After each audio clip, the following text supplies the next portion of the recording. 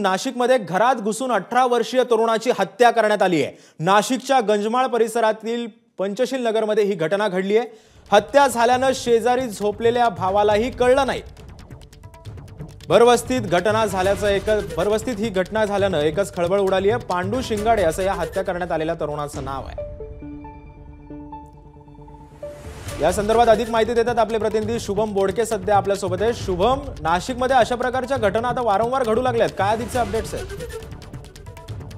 सिद्धेश, सकाळची घटना आहे। घरात घुसून एका 18 वर्षीय तरुणाची हत्या करण्यात आली आहे। नाशिकच्या गंजमाळ परिसरातील ही घटना आहे।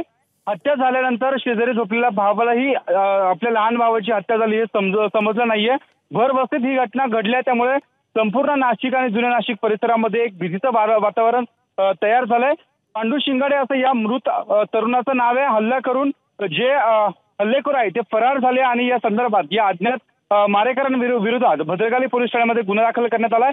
नाशिकमध्ये अनेक दिवसांपासून अशा ज्या आहेत खुनाच्या आणि गंभीर घटना घडत असल्यामुळे नाशिक पोलिसांवर अनेक दिवसांपासून जे आहे ते मोठ्या प्रमाणात प्रश्नचिन्ह उभं राहत आहे। त्यामुळे एकंदरीत या घटनेनंतर आता नाशिक पोलीस नेमका काय पावलं उचलणार हे देखील आता बघणं महत्त्वाचं असणार आहे।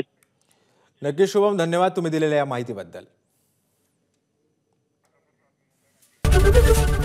एबीपी माझा, उघडा डोळे बघा नीट।